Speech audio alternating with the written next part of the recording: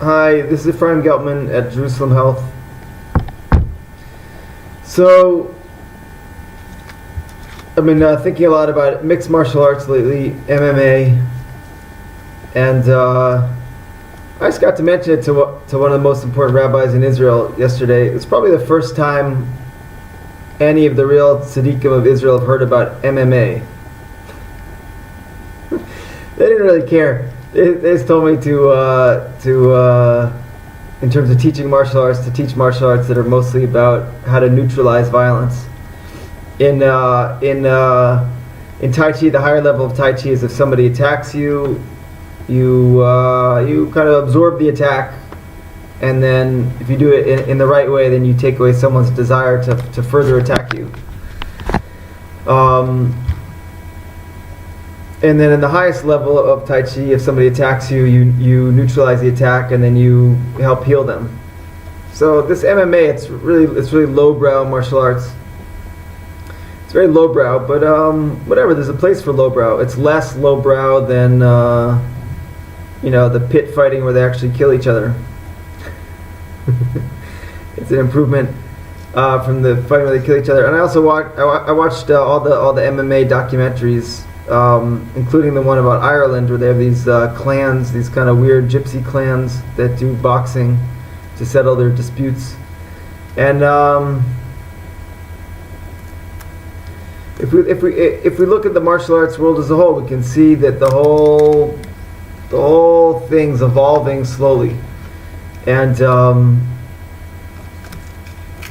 Jerusalem Health is all about how to speed the evolution of the World Health Movement as much as possible. The total World Health Movement, which in our mind includes conventional medicine, natural medicine, and ethical medical ethics, the highest medical ethics. Yesterday, I met with an important rabbi and went over a list of questions I've had. We'll buzz through them in case you're interested. One question's about sitting in yoga, what's called the full lotus position. And Jerusalem Health, we don't recommend the classical yoga systems. We feel that there's a lot of problems in them, but we're picking and choosing the parts of the classical systems that we feel like are important. So in my mind, this full lotus position is very important. It's I could talk for hours about why it's good and how it's good, but the question with the Rebbes of Israel is it okay for people to practice? Why would it possibly be not okay? Because it's connected to different groups that were idolatrous in nature. So what's idolatry? Worshipping anything other than the one God. So that's against the rules to worship anything other than the one God. With the Rebbe, I've been asking questions from here. The jury's still out on full lotus. We think it's probably okay, but we're looking into it more. But one idea is if we're practicing it, we don't want people to think that through practicing it we're marketing all the yoga or Taoist or Hindu systems in the world, because we're not saying these systems are good wholesale. We're saying there's parts of them that are probably great. We're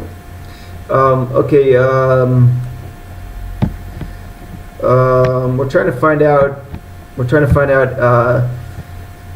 who in the world claims to be able to affect the organs or pressure points of their patients.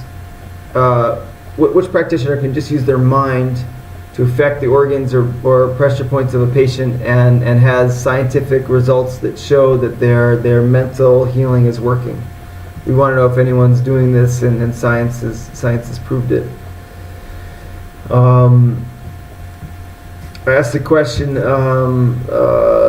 Can you try to affect someone who's far away from you with your speech? I can talk to someone who's next to me and affect them with my speech. Is there anything wrong with trying to talk to somebody who's not present? In other words, if my client's halfway across the world, can I talk to him as if he was right in the room and try to affect him? And there's an idea that there might be a problem with it because you can't really prove that you're affecting them. You can't really prove it. So doing treatments where you can't really prove it, there's a problem because somebody could be a charlatan. You could start making a living as a charlatan, something like this, and that's against the ethics, of course, to make money off people by tricking them. So the Rebbe said it's always better just to talk to God to help the person. But it's still whatever. It's mixing and matching. I have to look more into this question. Can you talk to a tzaddik who's not here? Could I talk right to Rebbe Nachman even though he's dead? And the rule with this is the tzaddik doesn't have their own power. The tzaddik doesn't have their own koach. We have to realize that if we're talking to a tzaddik, a great soul that's dead, that any kind of help we're looking for, it's just it's God's power that's we're not looking to refuah from we're not looking to help from people directly. We're looking to help from God. And sure, it can come through people's channels, but we can't get confused that the people are something impressive. We have to try to go right to God. Then we had a discussion about if I do massage on someone, I can obviously affect them, and so then why couldn't I affect somebody working on them from a distance rather than actually touching them? So we're looking at this question more, and it's not clear. The answer is not so clear.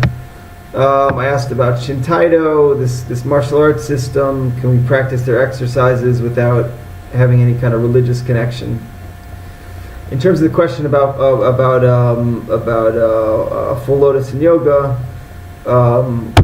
one rabbi said if a secular person says that has a beneficial medical effect, and they don't know anything about the religious connotations, then it's okay if somebody's just practicing it as a physical exercise. So that would probably apply to this Shintaido exercises also. The answer is probably if somebody doesn't know about any religious connotation, then it's probably fine. But we got to see. We're still researching. We talked about what's called the microcosmic orbit in Taoism. There's this energy channel that runs up the spine and then down the front of the body, and people do meditations on it. And is that okay? Is it okay to do these meditations? It's all these meditations are about bringing the lower energies, the sexual energies, and transforming them into like energy of the heart and energy of the brain. In other words, not letting our energies get, not letting ourselves become overly sexual, and instead trying to focus more on compassion and study, intellect, realization. And there's some kind of question that the reason it could be problematic is somebody's purposely bringing the impure energies, spreading the impure energies to themselves. So there's some kind of disagreement about this between a couple rabbis or different ways of looking at this. I asked the Rebbe about fighting, teaching fighting, doing fighting, as a sport, as an art, and that's when he was saying it's better to teach the kind of non-violent fighting. He wasn't so for the MMA type of thing.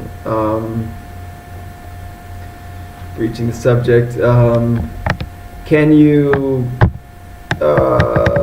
Rav Ginsburg's against using the words yoga, tai chi, this kind of thing. He says that the word of a system is connected to the whole tradition of the system. And this other rabbi said you can't. If a system's not kosher, you can't change the name of it and practice it anyways, obviously. Um, working on women clients. I'm not taking any clients. So we came up with a policy yesterday. I'm taking. I do therapeutic work on girls under the age of 7, as long as a parent or guardian's there, and over the age of 70, as long as there's a frum person accompanying them. So for women between the ages of 8 and 69, I do referrals. Can I consult an astrologer? If it's a religious Jew, it's okay. And people trying to tell the future from astrology is more problematic than just giving advice on personality. Getting astrology consultation from a religious Jew who knows the laws is okay, but from non-Jews that aren't clear about the laws of ethics with this in the minds of the rabbis, it's not okay. Sounds racist or whatever, but I could explain. I could explain it. If I know a practitioner, a general practitioner, a healer, a doctor who's better than everyone, and they're not so concerned with Torah medical ethics, can I still send a patient to that person? If there's a Hindu surgeon who's better than the other surgeons, can I send someone to them? And the answer seems to generally be yes, as long as I give the client a warning that that they should consult their posek. So what's a posek? A posek's somebody who determines the Jewish law. And again, like we always say, the Jewish law is not just for Jews. There's a side of it for everybody. It's called the B'nai Noach. And it is so great to have a posek. I can't begin to explain to you how great it is. And it's people act like it's this thing that's ridiculous, or they can't be bothered or whatever, and it's such the wrong view. Having someone to ask our ethical questions from is great. Now, why is it not great? It's not great because almost everybody out there isn't worthy of the post. In every given age, there's certain people that are really worthy of the post, and then there's a whole lot of people taking the post that really aren't worthy of it. Nowadays we have all these life coaches, therapists. How many of them really are, the same to ask ethical questions of as someone who's been learning Torah for 60 years full time? It's no comparison. No comparison. Now, so now if you go to ask a real Rebbe, a real posek, advice on something, the real ones, they'll send you out to the therapist or the life coach or someone if they know about them and they have a better angle of it. It's the higher the person, the more humble they are. That's what I've found over and over again. The real ones, they don't want to take everything to themselves. They want to refer people out constantly, and so there's really nothing not to like about the whole situation. And again, in terms of your health treatment, for those of you who are working with me, there's no way around this. There's no way around finding who you want to most ask your ethical questions to, who you want to most get advice from. Okay, so I'm still working on SD. It's going good. There's about $1 million worth more of things to do. We got some more donations that trickled in, and let's get the trickle up to a stream.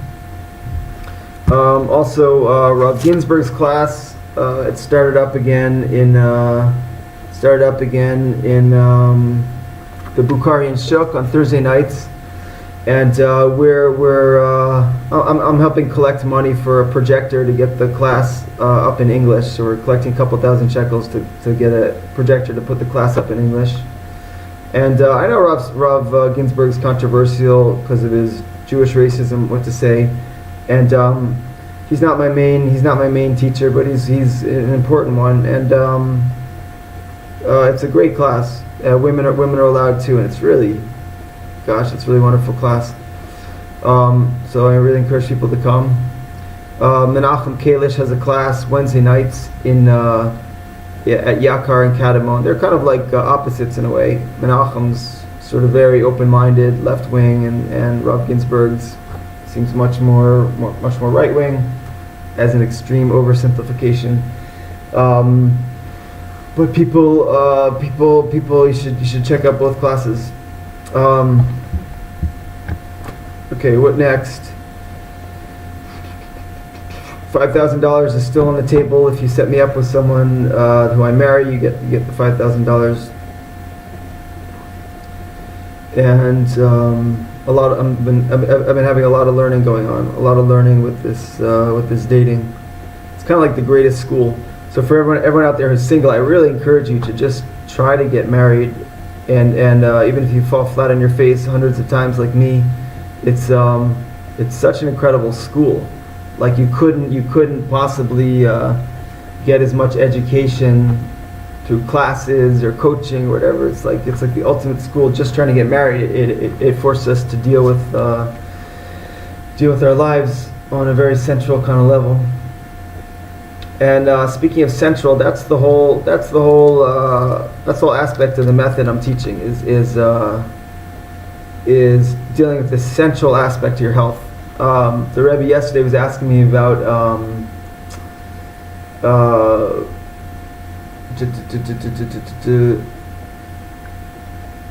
we're talking about changing somebody's, affecting somebody's body or pressure points just with your mind.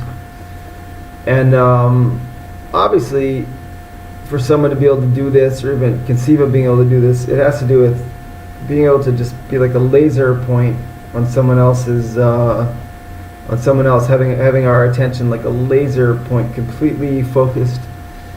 So when we work on ourselves, we bring all our energy inside, just like a laser, completely single pointed. That's the phrase from Zen, single pointed awareness.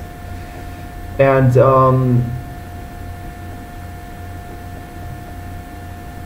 the goal of this method is to use all our faculties, every single faculty, simultaneously, internal and external, to create a single pointed focus. And to me, the full lotus sitting position, it's part of that. It's part of that. All throughout history, it's been like the ultimate meditation position in all sorts of cultures, and it's been the ultimate meditation position in all sorts of cultures. And because it's hard to beat in terms of position where you can be totally settled, and yet it's very active. If you practice, it's like a real workout. You get to a level of pain that's really difficult to work through, and then through relaxing through that pain, there's unbelievable kind of benefits, both in terms of health and mental state, which in my mind, it's all one.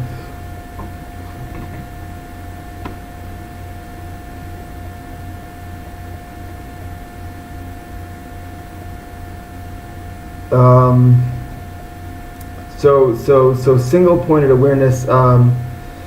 When we practice, we're trying to focus on the central, most important part of our life, and then maintain that focus, not get distracted, and try to get to the bottom of whatever we're focusing on. So on the physical angle, say we feel whatever place in our body's most stuck, we're trying to release the tension in that point to the deepest level. And there's no reason to go to any other point until we release that one point. There's certain acupuncture schools in the world, they teach just the practitioner needles one point for the entire hour. It's excruciating. But it's very smart. Why go all over and do these complicated treatment patterns when we can just affect everything from one point? So when we practice physically, we have one point, and we get inside that point and stay inside that point, and try to release all the tension inside that point, deeper and deeper and deeper and deeper levels, until it's completely released. And that's basically from here until the coming of Mashiach. because our own imbalance is connected to our family imbalance, which is connected to our community imbalance, which is connected to our national imbalance, which is connected to our global imbalance, and dare I say it's connected to our intergalactic imbalance. I'm not so into the alien thing. I don't really know much about it or care much about it, but obviously there's a zillion planets, and I don't know where it figures in. But in terms of global imbalance, that's easy to wrap our head around. In other words, it's hard for us to release all our deepest tensions without. I would posit it's impossible for us to release our deepest tensions without also helping world peace to happen at the deepest levels. All the great yogis of the 20th century, 21st century, all the great yogis of the 21st century, they were really into world peace, to their credit. Shivananda and what's not. They'd fly over countries throwing out pamphlets for world peace or something. They realized that like yoga is a whole world, it's a world operation to try to get real peace. That it's not just sitting and meditating. There's no. We're all in this together, whether we like it or not, and there's no way out of it. And every great successful person turns to charity and philanthropy, because it's just not.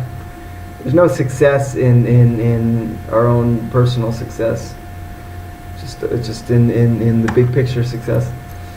So when we practice, we centralize our focus, the central point, and the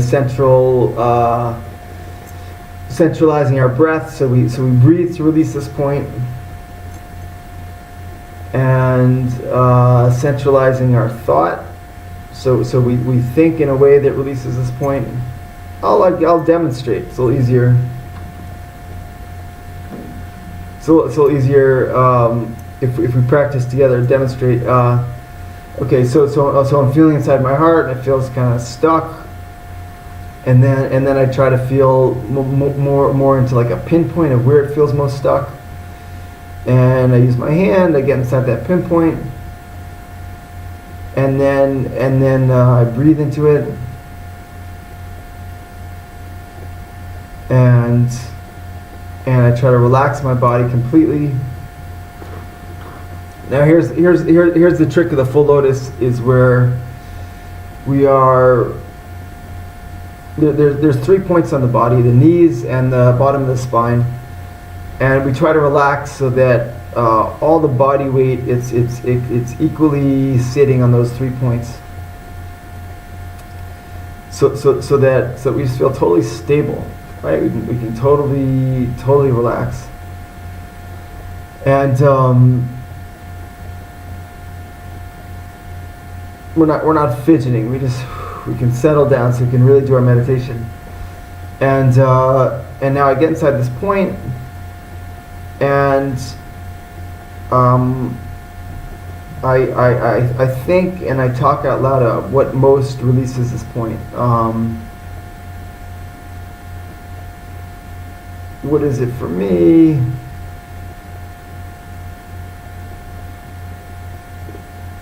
It feels like it all has to do with relaxation, with just knowing like everything's okay, God's in charge. Everything, even though it seems like there's a lot of things to work on, just knowing everything's really okay. God's like this big dad that's running everything. And as I settle down, I can start to feel things open up. I breathe in, I make space. I make my posture bigger so there's space. I lift my head out, stretching my spine out, there's more space. Yeah, I can feel now, I feel like I need to practice for hours and hours. And there's so much to do with the day, so what do? We'll see. Okay, a little demo, and you can read through the method on my site.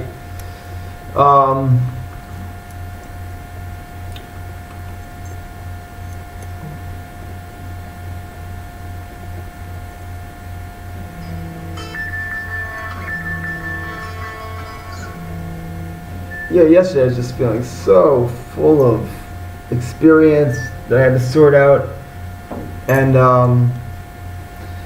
so I went out to the woods and worked out and sat in full lotus, and just by the end of the session I felt like I rebooted my system, like I ran the antivirus and rebooted my system. I felt like ready.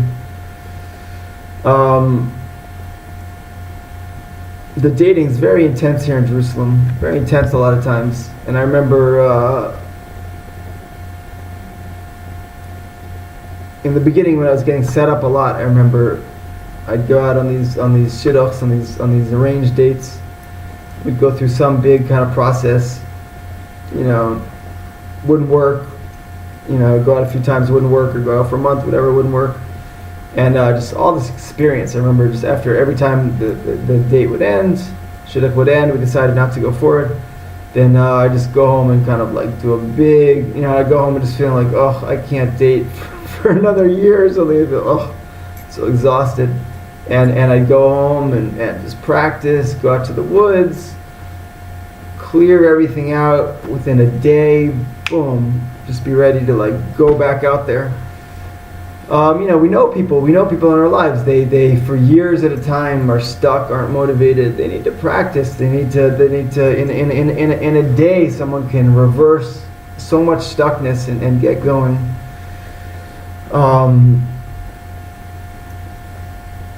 All this therapy and psychiatric medicine and alternative medicine and all this, it can be great, but we just need to practice. We need to encourage the stuck people we know to practice, and practice with them is really good. It's a lot easier to do something with someone than tell them to do it. It usually doesn't work so well. Oh, speaking of which, my center is now open for male students that want to. You can be. There's two ways of being here. One is you can be a volunteer / student, and that means you get a key. You're welcome 24 hours a day to the center, and whenever you're here, you're either training formally on your own or with me, or you're volunteering. And whenever you show up, you're open to either one. And the second one is just a paid student. You get a key. You're welcome to train here anytime on your own or with me. And in terms of the rate, it depends. We talked about it. And it'd be great to have you. I decided I want people around more practicing. Right now, I work more with private students. I wanna have the scene more like more of a research think tank type of thing. What I'm working on here, it's much bigger than I think just about any of you watching this video realize. Much bigger. This kind of confluence of modern medicine, alternative medicine, and the Jewish tradition. Much bigger than probably any of you realize. And so from these videos, I only get a few hits, whatever. It might look like not much is going on. And there's certainly not as much going on as could be going on, but in terms of what's brewing here, there's a lot going on, a lot more than meets the eye. And the West is all about garishly showing how important you are and stuff. So I just don't have enough time or interest yet in doing that, and maybe ever. It's just such an ego trip. But those of you in the know can ask questions, and you'll realize that we're doing something here. And if you want to be a part of it, I'd love it. I'm coordinating a new student from one of the UCALs to do an internship in the Jerusalem alternative medicine scene, and I really like doing this kind of thing. With women, I don't have women interns work closely with my operation, but volunteer help is welcome from a distance. And with men interns, you're really encouraged to get as close in as you can here. But because of Esty, mostly because of Esty's case, basically, she's got a life-threatening illness. I basically don't have time for any BS. So if you want to be connected, don't even try being connected unless you're down to business, serious about things. It's too much weight. I mean, I don't mind if you're if you're a flake, I don't mind you, you know, trying to connect over here and trying to get your feet under you. But realistically, there's some serious stuff brewing. Bum, bum, bum, bum, bum. All right, that's enough for today. Anybody's welcome to call 24 hours a day. And it's been nice talking to you. Bye.